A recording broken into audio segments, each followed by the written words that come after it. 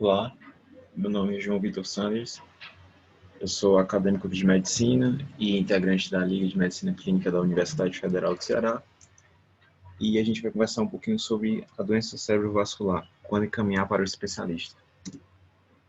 O conteúdo dessa apresentação, a gente vai abordar primeiro a definição da doença cerebrovascular, especificar a sua clínica, abordar o manejo e especificar quando encaminhar o paciente.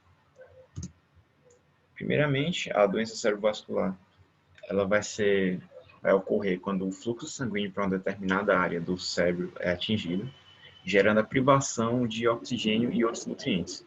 Consequentemente, isso vai levar à morte das células cerebrais, dos neurônios, e pode ocasionar alterações em habilidades controladas por aquela área específica. E a gente vai ver que isso vai ser determinante para a clínica do paciente. Primeiro, a epidemiologia. Anualmente, segundo a OMS, 15 milhões de pessoas sofrem de doenças cerebrovasculares no mundo. E desses, 5 milhões vão resultar em óbito. Fatores de risco para a doença cerebrovascular vai ser aqueles bem conhecidos já para outras doenças circulatórias, como hipertensão, tabagismo, diabetes, dislipidemia, doença coronariana propriamente dita, que já é um sítio de aterosclerose, fibrilação atrial, lembrando aqui do ateroembolismo. De etiologias, a gente pode dividir em dois grandes grupos. O grupo de AVCs hemorrágicos e isquêmicos. Aqui é um estudo feito em Fortaleza que mostra que grande parte, na verdade quase a totalidade de parte, vai ser por etiologia isquêmica. Já os 20% restantes vai ser hemorrágico, que pode ser tanto um AVC intraparenquimatoso quanto por hemorragia subaracnoide. A clínica vai depender muito da topografia acometida. Então, de um modo geral, a gente pode falar que a clínica vai ser o aparecimento de um quadro neurológico súbito, em que se é possível topografar a lesão em um leito vascular específico. Além disso, ela pode vir associada a alguns outros sintomas, como a cefaleia, lembrando aqui da cefaleia introvoada, da hemorragia subaracnoide, náuseas e vômitos, pode vir associada a uma redução do nível de consciência e um aumento dos níveis pressóricos, a fim de voltar a perfundir aquela região acometida.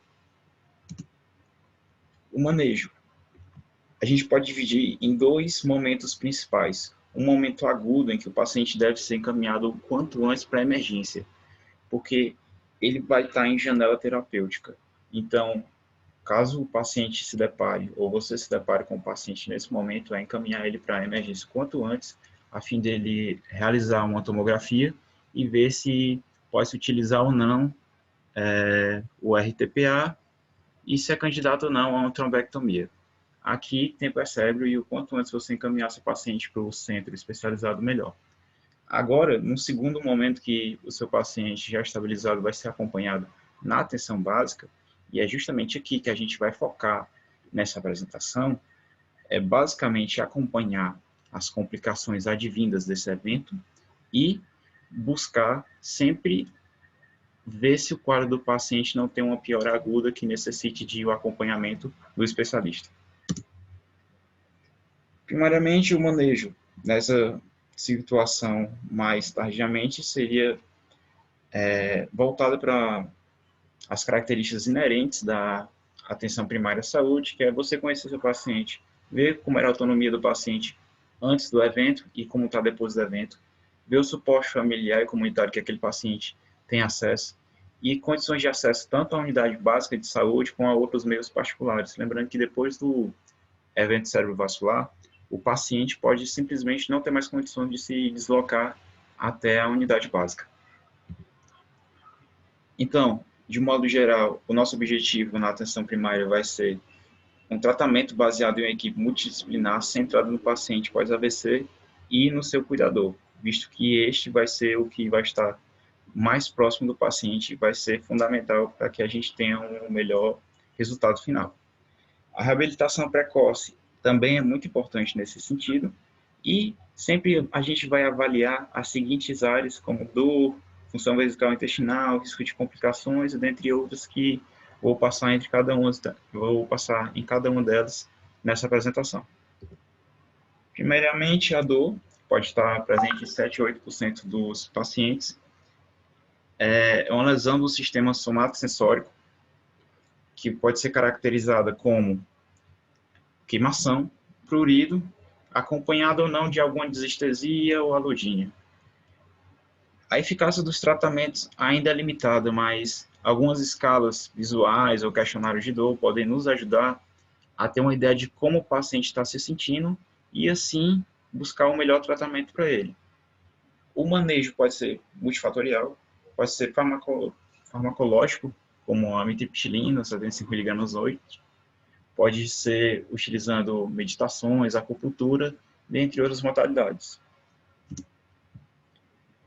A função vesical e intestinal desses pacientes pode estar acometida e é um fato a ser abordado, principalmente porque o paciente pode tender a se isolar socialmente. Uma vez que ele não consegue mais reter urina e fezes, ele se sente desconfortável em sair de casa.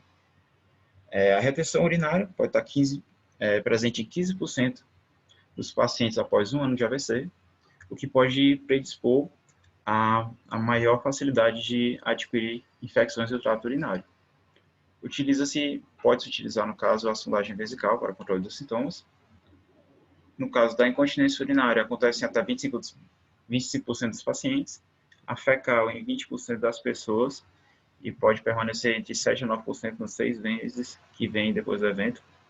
E a constipação vai ser melhor abordada por uma equipe interdisciplinar, que vai desde a oferta de laxativos ou uma alimentação rica em fibras e líquidos para resolver o problema do paciente.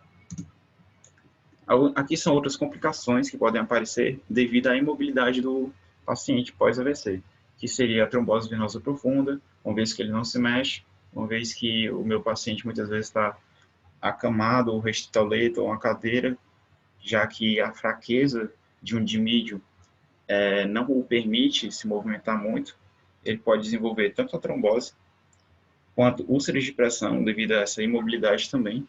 Por isso que é importante que a pessoa seja reposicionada a cada 2 horas, pelo menos, e seja feita a manutenção da pele.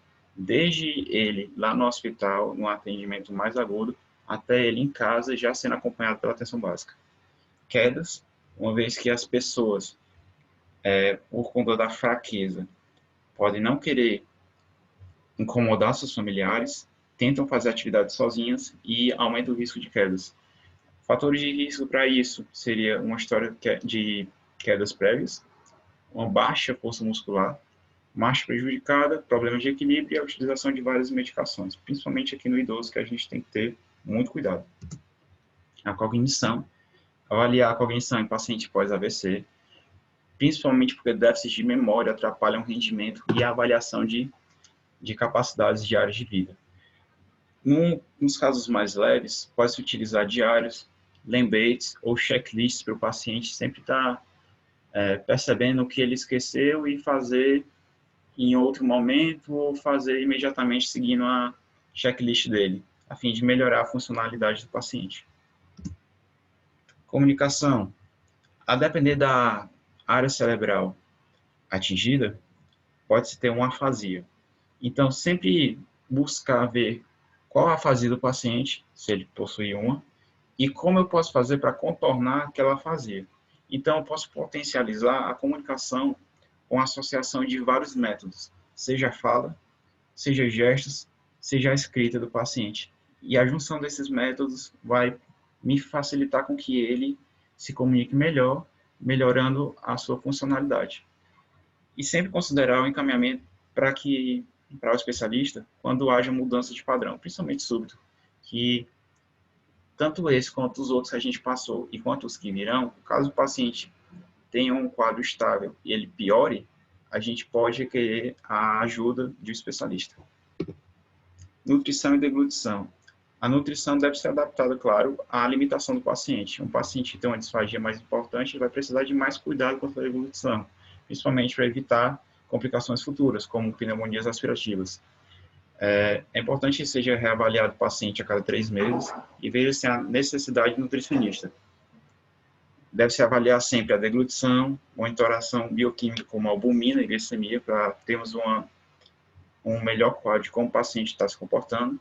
A perda de peso involuntária deve ser um fator de risco para a gente aqui, principalmente porque o paciente pode não estar se alimentando, ou ele já deve estar com alguma depressão, algum fator neuropsiquiátrico que mereça a nossa atenção, a ingesta nutricional e a avaliação do ato de alimentar-se, que a necessidade de ajuda pode guiar também a nossa conduta quanto ao paciente.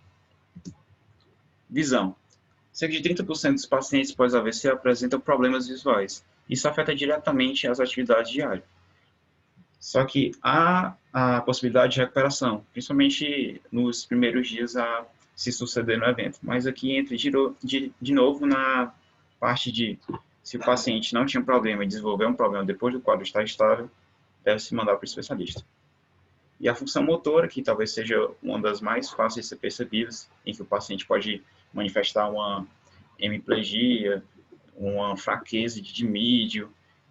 É importante que, para isso, seja feito o estímulo precoce, a movimentação dos membros afetados, o acompanhamento com o fisioterapeuta, incentivar a realização de exercícios aeróbicos. Mesmo que seja complicado para o paciente com fraqueza fazer caminhadas, utilizar anduladores ou mesmo algum apoio para que ele possa melhorar o seu sistema circulatório. E o objetivo aqui, claro, é sempre visando a independência do paciente e melhorar a sua funcionalidade para o dia a dia. Estado psicológico. A depressão pode acometer até 1/3 dos pacientes pós-AVC. A associação com maior mortalidade nesses pacientes, uma pior recuperação funcional e atividade social pior nesses pacientes pós-AVC com depressão. Fatores de risco. História prévia de depressão, a incapacidade importante pelo AVC, AVC prévio, história familiar de depressão e sexo feminino. A gente passou por alguns aspectos importantes a serem abordados no paciente pós-AVC. E agora vamos ser especificamente, a gente vai avaliar quando encaminhar. Aqui, principalmente, 3 pontos a serem abordados vão ser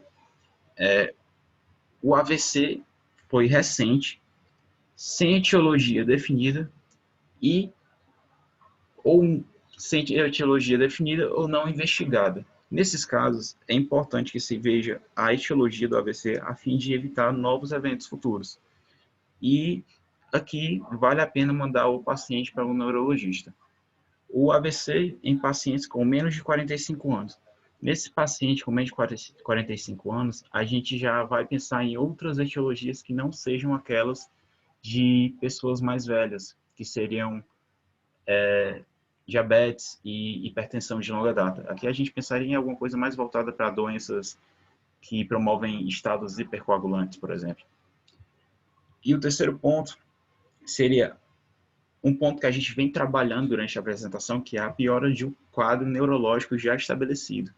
Aqui, o paciente estava com o seu quadro estável e ele pode ter apresentado a piora de qualquer um daqueles fatores que a gente já comentou, e aqui cabe encaminhar para o neurologista para saber exatamente o que foi que aconteceu. O paciente vinha estável e, do nada, ele começou a descompensar de alguma forma. Essas foram as referências utilizadas. Obrigado pela atenção e espero que tenha ajudado.